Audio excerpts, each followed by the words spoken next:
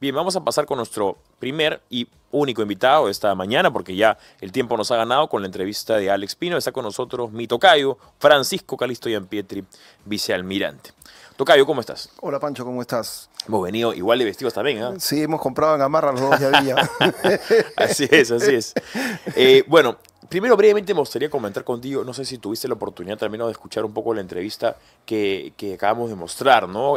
Lo que ocurre en La Libertad, lo que ocurre en las diferentes mineras, el conflicto que hay entre las grandes y las pequeñas, que muchas veces acá no nos enteramos lo que ocurre o todos los pormenores. Sí, bueno, definitivamente acá hay un problema complicado en Patás que va más allá de solamente una acción reactiva del Estado por el lado coercitivo, ¿no? Una vez más estamos solucionando, entre comillas, el problema con la fuerza del Estado, con la fuerza armada, policía, etcétera, cuando el problema es mucho más complejo que eso, ¿no? Sí. Pero, y una vez más estamos poniendo los ojos solamente en un foco cuando nosotros tenemos varios problemas en diferentes partes del país, porque Patás no es el único problema que hay en el Perú, sino también tenemos problemas en el sur, tenemos problemas en el norte también, en la frontera, en la cordillera del Cóndor. Acabamos de tener un enfrentamiento con la JAOR en el río Putumayo, con un tema que también tiene que ver con actividades ilícitas. Sí. Hemos tenido una captura importante que ha hecho el Ejército del Perú, en la zona también de la selva. Entonces, justamente sobre ese tema, me comentabas tú el otro día lo que había ocurrido, que tal vez teniendo en cuenta el viaje de Dina Boluarte, la desaprobación, la entronización del nuevo Papa, creo que los peruanos hemos estado más enfocados en eso que en otras cosas que también son de suma preocupación. ¿Qué ha ocurrido en la selva recientemente? Bueno, ha habido un enfrentamiento, ¿no? Entre una faceta de remanentes de los guerrilleros de Colombia, que se llama la GAOR 48. Que tiene que ver con la FARC. Que son los disidentes de la FARC. Y han tenido un enfrentamiento con un grupo de efectivos de la Marina, en donde han habido bajas del lado de los colombianos. Y es más, han logrado recuperar un cuerpo que ha sido trasladado a Iquitos. Y tú, cuando ves lo que ha sucedido ahí, es un enfrentamiento netamente contra los remanentes de la FARC. O sea, la FARC, lo venimos sosteniendo desde hace mucho tiempo, a través de nuestra frontera están permeabilizándose de manera tal que la FARC está pasando al Perú a hacer actividades de índole ilícito, no solamente narcotráfico, sino que ahora también están orientados al tema de minería ilegal. Eso también está sucediendo en el norte, ¿no? Tenemos una corta nota de 2 minutos justamente sobre las FARC en Loreto. Vamos a repasarla. La madrugada del 18 de mayo, una patrulla del ejército peruano se enfrentó por primera vez en combate directo con remanentes de las FARC en territorio nacional. El hecho ocurrió en el Parque Nacional Yaguas, en Loreto, a unos 80 kilómetros de la frontera con Colombia. Las embarcaciones sospechosas que se desplazaban de forma clandestina por el río Yaguas respondieron con fuego al intento de interdicción, desencadenando un enfrentamiento armado que confirma lo que muchos temían. El Perú ya no solo es ruta, sino también territorio de operación de grupos armados extranjeros. Seguimos recorriendo la región, acompáñame directamente hasta Perú. Hay preocupación en la triple frontera Colombia-Brasil. La presencia de integrantes del GAOR frente a 48, conocidos como Comandos Defensores de la Frontera, pone en evidencia una preocupante expansión del crimen organizado transnacional hacia la Amazonía peruana. Estas estructuras armadas, con uniforme camuflado y arma de guerra, operan con impunidad en una zona selvática, donde el Estado brilla por su ausencia. Esto ocurrió en la madrugada de este domingo 18 de mayo en el eje operacional del río Yaguas. Aunque se reportaron bajas enemigas y decomiso de armas, la pregunta persiste: ¿cómo llegaron tan lejos sin ser detectados antes? Este hecho denuncia las limitaciones de la presencia estatal de la región. El Estado parece reactivo, no preventivo. La falta de inteligencia, estrategia, recursos logísticos y presencia sostenida en la frontera ha permitido que estos grupos instalen rutas, contactos y hasta infraestructura sin mayor resistencia. ¿Cuánto tiempo llevan los Gaur operando dentro del Perú? ¿Cuántos otros grupos han cruzado la frontera sin que lo sepamos? Gracias, Kenia Ramos, por este importante reportaje. La pregunta que levanta Kenia al final creo que es importante. ¿Cuánto tiempo llevan estas organizaciones criminales ingresando al Perú? ¿Cuántas más hay? Lamentablemente lo que sucede en la selva peruana a veces es muy difícil de poder vigilar, de poder fiscalizar, justamente por la agreste geografía característica natural de la selva peruana. Para aquellos que han ido alguna vez a Iquitos, a Pucallpa, conocen perfectamente cómo es esta selva, cómo es de agreste, cómo es de amplia, cómo es de vasta, cómo es de profunda. Es muy difícil tener diferentes regimientos militares o policiales como para poder hacer este control debido. Estamos conversando con Francisco Calixto Gianpietri, vicealmirante de la Marina. ¿Qué se puede hacer para poder controlar mejor nuestra soberanía nacional? Porque ya, a ver, somos actualmente víctimas de un filtro poco draconiano que permitió el ingreso de cualquier extranjero. El día de hoy estamos pagando las consecuencias de ello, pero entran más que no solamente el Tren de Aragua, hay diferentes tipos de organizaciones criminales que ya están ingresando al Perú. Más aún porque, supongo yo, ven al Perú como una oportunidad laboral, en el sentido peyorativo, donde ven, bueno, hay un desgobierno, no hay mucho liderazgo, se pelean entre sí. Eso de ahí es caldo de cultivo para cualquier delincuente. Bueno, hay varias cosas que coadyuvan a lo que está sucediendo en este momento, ¿no? Por supuesto que lo que tú acabas de decir es gravital, ¿no? El tema de la inacción del Estado, como Estado, porque una vez más, vuelvo a insistir, y lo insisto yo cada vez que hemos tenido una conversación contigo y con diferentes personas, la solución no va solamente por el lado militar. O sea, la militarización de la frontera, la militarización del problema no es la solución.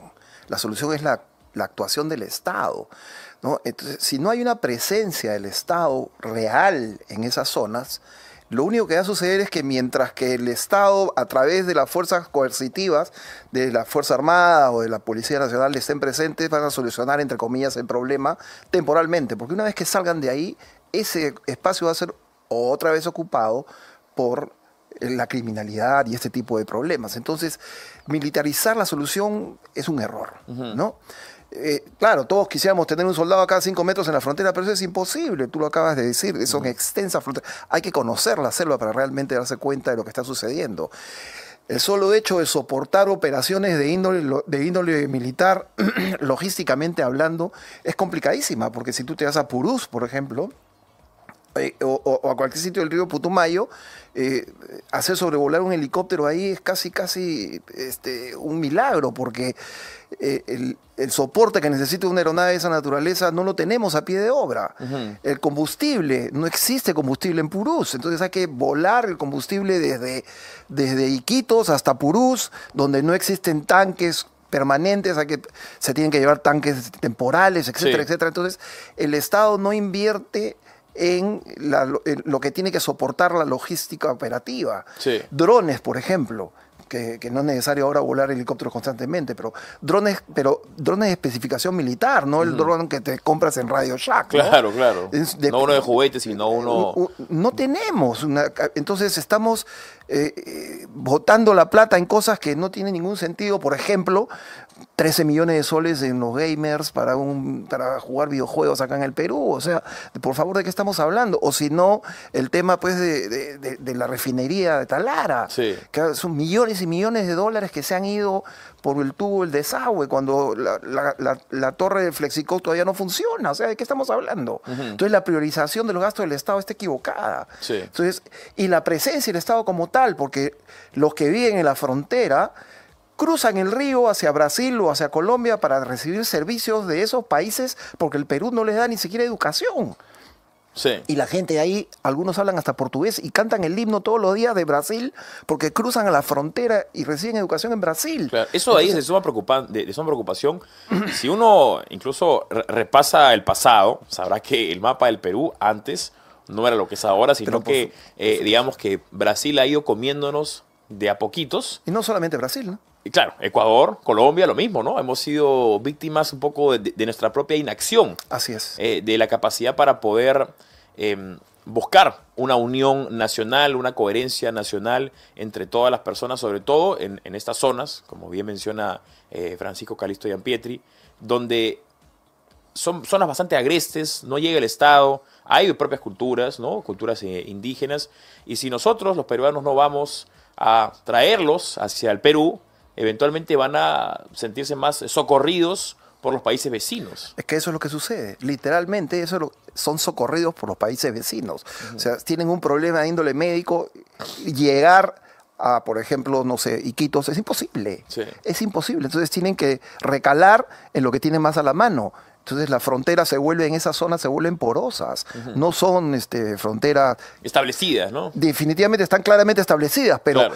en la vorágine del día a día, al final el poblador tiene que subsistir. Entonces tiene claro. que ir a donde el primero que le tienda la mano. Claro. No le interesa qué importa de qué color sea el gato, lo importante es que case ratones. Punto. Exactamente. Entonces él se va a ir a donde siente que lo están soportando.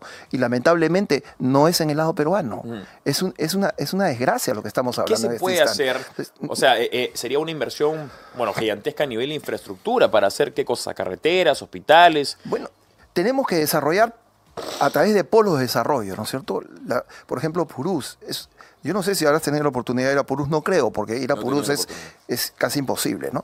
Yo te voy a graficar algo. Para irte al río Putumayo, hay una base en el Putumayo de la Marina, ¿no? En Estrecho, que no es mucho más abajo de Purús, que un buque de la Marina, para que salga desde Loreto, donde está, o Iquitos, donde está su base, y pueda llegar a llevar avituallamiento logístico hasta el Putumayo, en la base del Putumayo, ¿no? ¿Qué cosa tiene que hacer? Tiene que navegar aproximadamente 30 días con río crecido, porque si el río está abajo no puede navegar, sí. ¿no? 30 días aproximadamente para llegar desde Iquitos hasta allá.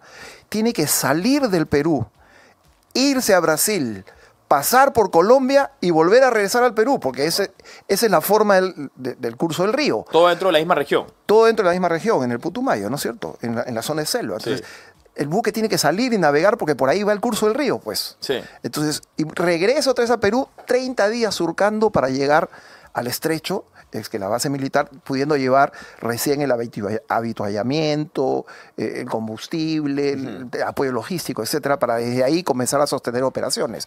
Pero más allá de eso, no hay ninguna base realmente con el peso específico suficiente para soportar operaciones de esa naturaleza. Y le faltan un montón de condiciones. Entonces, y en el camino lo que encuentras son gente que está sobreviviendo, Pancho.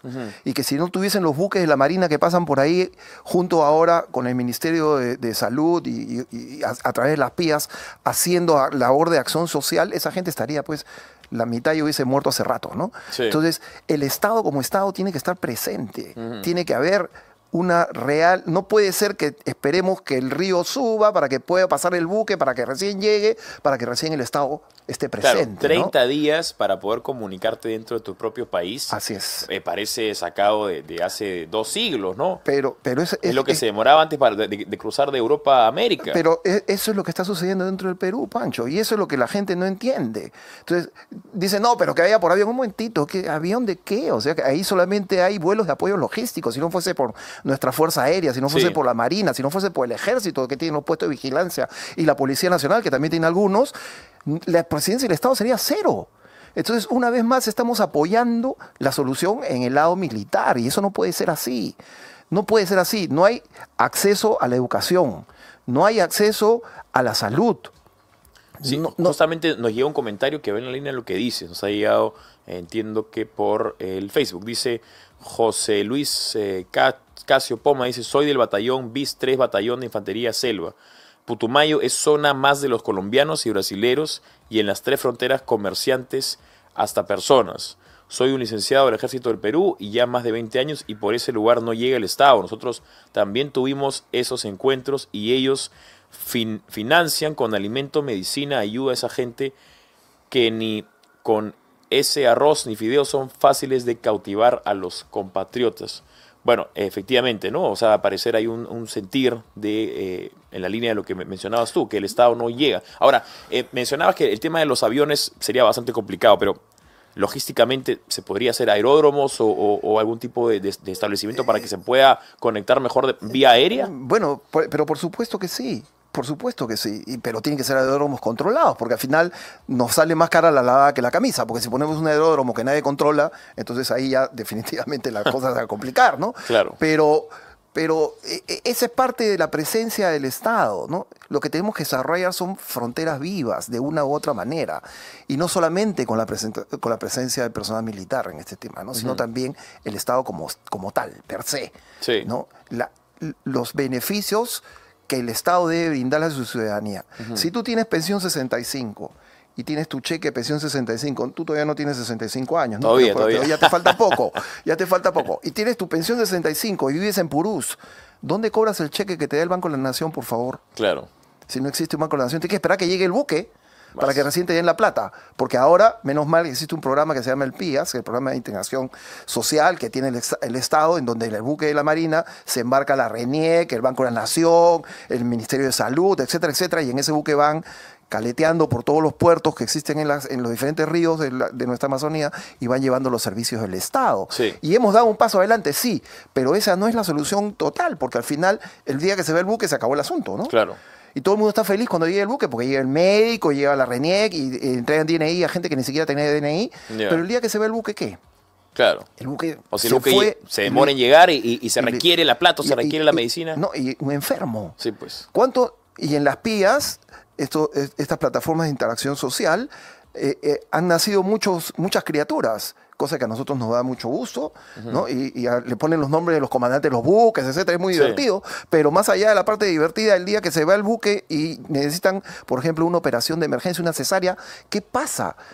La señora se muere, así pues. de punto, así es. Entonces, esto es un tema complicado que realmente el Perú tiene que desarrollar para que realmente nuestro Estado esté presente dentro del territorio. Y esto es lo mismo que está sucediendo en Patás, y es lo mismo que está sucediendo en el Yaguas, y es lo mismo que está sucediendo en el río Napo, en la parte norte de la frontera, donde ya el ingreso a través de la frontera de elementos ecuatorianos para explotar el oro, hasta con camiones, se está generando. Entonces, nuestra reacción es soluciones del problema, de ahí tienes que regresar, porque no tenemos cómo sostener operaciones logísticas. Claro. Entonces, el Estado tiene que estar presente de verdad. Sí. Y eso es lo que hay que hacer.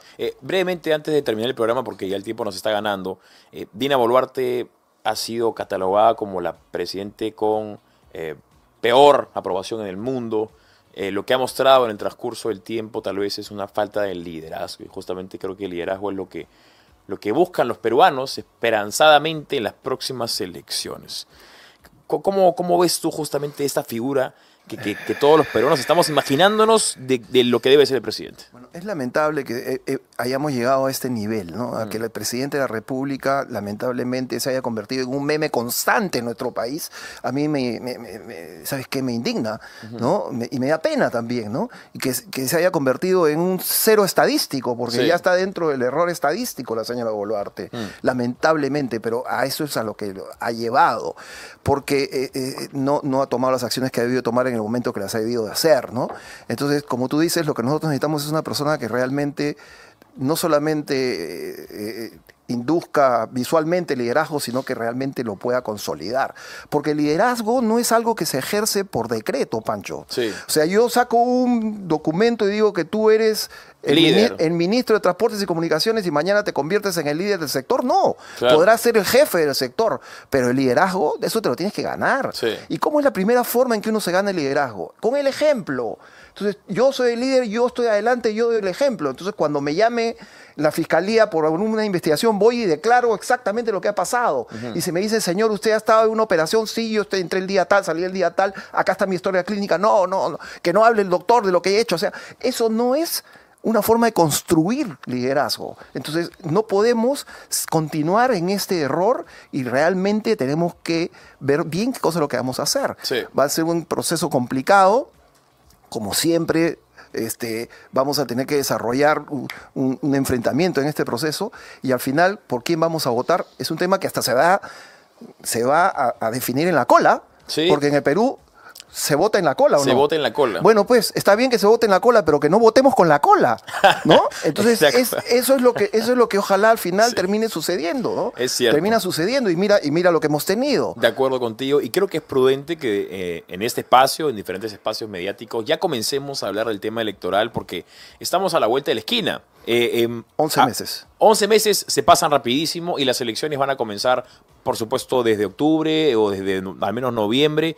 Y son tantos los candidatos que tenemos que ir hablando de ellos. Tenemos que ir hablando de propuestas, y tenemos que ir hablando de ideas, de ideologías. Así es, y lo peor de todo es que en ese momento no encontramos ningún tipo de liderazgo porque hay mucha gente tibia. Sí, claro. ¿No? Y el tema de la gente tibia, bueno, la misma Biblia lo dice, ¿no? Sea, porque eres tibio, de mi boca te vomitaré. Eso dice las escrituras en el Apocalipsis. Sí. Y la gente que trabaja acá va a llegar más rápido a lo que acabo de decir. Seguramente. ¿No? Entonces, ya tenemos que dejar de lado un poco la tibieza y sentar posición. Y punto, y chao. De acuerdo contigo. Estuvo con nosotros Francisco Calixto Giampietri, vicealmirante en función de retiro de la Marina. Pancho, gracias por acompañarnos. No votes esta con mañana. la cola. No votes No con la votar cola. con la cola. Me gustó el dicho. Bien, eso fue todo por esta mañana. Nos vemos mañana a la misma hora acá en Radio Betel 100.1 FM. Y ahorita viene Fabricio Escajadillo con su programa Hora Punta. Chao y buenos días.